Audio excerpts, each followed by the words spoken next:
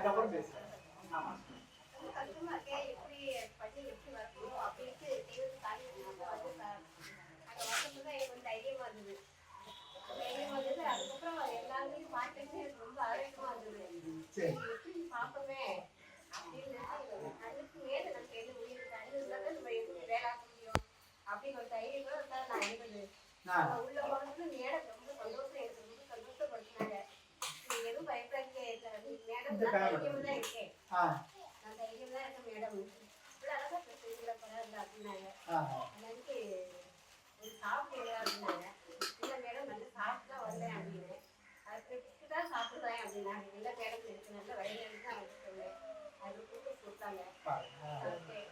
நல்லா பேசினாங்க. பேசிட்டு எனக்கு கண்ணா சொன்னாங்க. ரொம்ப சந்தோஷம் சார்.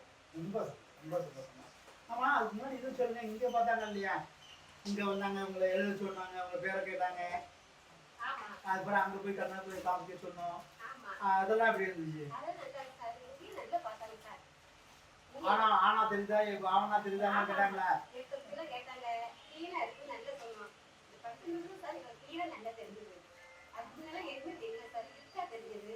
பண்ண பண்ணி இந்த இடத்துல என்ன தெரியுது அப்படின்னாங்க. டெக்னிக்கு வரட்டெனிக்கு மேட்டனிக்கு காட்டனிக்கு அப்படின்னு சார் எனக்கு திருப்பதியா வந்தது.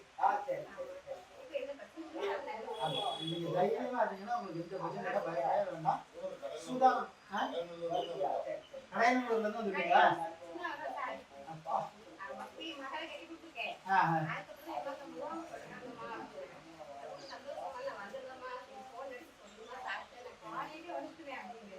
சரி. அதுக்கப்புறம் காலைல 6 மணிக்கு கட்டி வந்துருக்காங்க.